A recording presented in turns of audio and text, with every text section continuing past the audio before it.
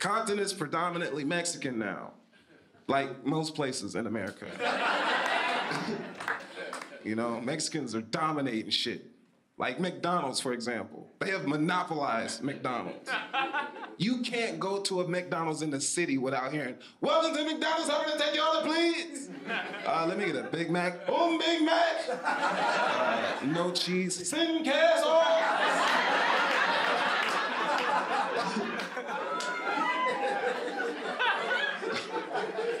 That's the best English you gonna get in there, dog.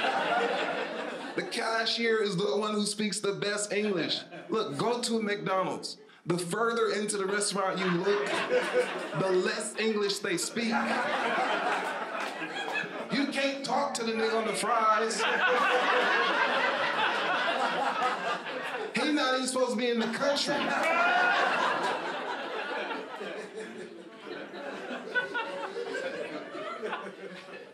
I could say this, because I'm half Mexican. I'm not, but let's pretend. You know? I did have a Mexican family, though, right? Again, blacks and Mexicans in Compton, right? Here's how I met my Mexican brother. I was 5 years old. I just got my first bike. My Mexican brother's name is Debo, right? So, I know, right? It's his street name, and you'll see why in a second. I get my first bike, I ride it down to the end of the block where their house is. Debo is on the porch. Debo sees me, he goes, "Hey, give me your bike, punk." And I was like, "No." And he was like, "All right."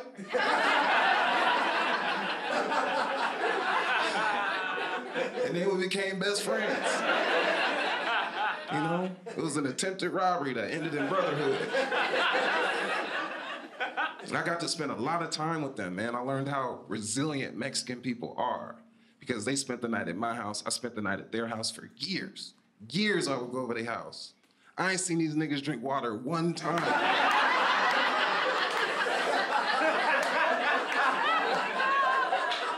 Coca-Cola every fucking day. You hear me? Shit was wild, bro. I spent a lot of time with them. I love my Mexican family. I learned everything but how to speak Spanish. Because it's hard, man. And people be like, all you gotta do is be around some Spanish speakers and you'll learn it over time. No. It's not true. Because Mexicans who speak Spanish treat Spanish the same way black people treat spades. You better learn that shit. Because I'm not about to teach you. If you don't know, just sit down.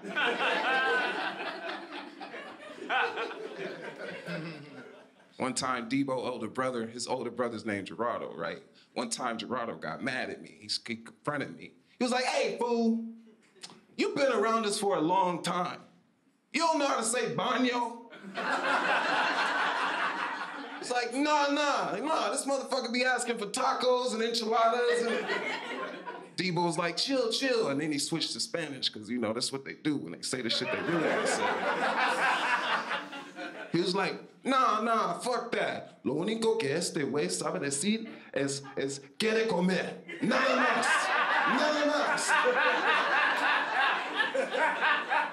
Which basically means, I know I had a burrito in the fridge. And I think this nigga took it. I'm paraphrasing, but I love my Mexican family, man. Nothing beats your God-given family, right? My immediate family was one of them ones, you know? And I was the youngest of 4 boys, so by the time my mom had me, she was tired of niggas. You know? Both of my brothers went to Compton High, and then they went to jail. So naturally, she didn't want me to go to Compton High. She drove me to a high school 30 minutes away from Compton in a white neighborhood. Now, what she didn't realize is a lot of people had the same idea.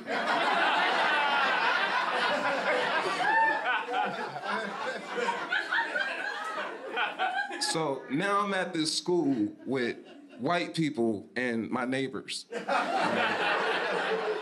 And the white kids were crazier than the black kids.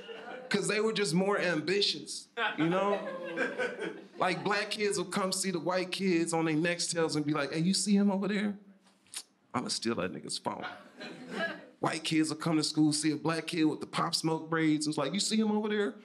I'ma steal that nigga's culture.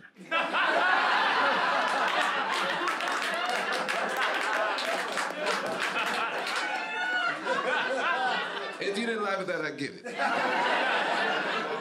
The truth is an acquired taste. They were overprotective of me, man. My brother was one of these people because he was a felon, he was in and out of prison, he stole cars, he sold drugs. So naturally, he didn't want me to sell drugs unless they was his.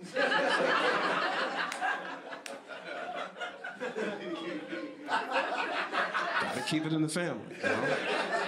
He hated my friends growing up. He didn't like any of my friends. Whenever he saw me around my friends, he would stop his car in the middle of the street, get out, and be like, you can't be hanging with them, because you're gonna end up dead or in jail. Dead or in jail. It was like his slogan, dead or in jail.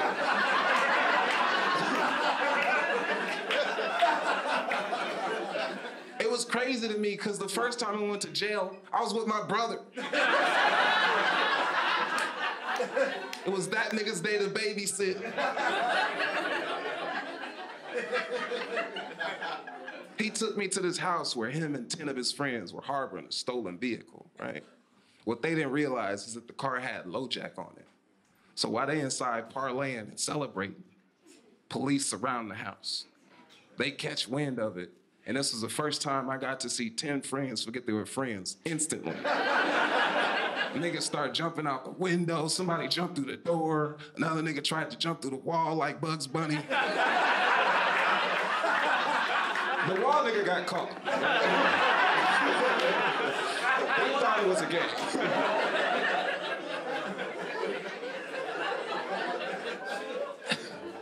Me and my brother ended up in the backyard, right? We start hitting fences. I'm 5 years old, running from the cops with my brother. We hop over one fence, then another fence, then up the third fence, you heard this woman go, oh my God, what are you doing? And then you just heard, shut up, bitch. And then my brother popped me because I was too young to curse, right?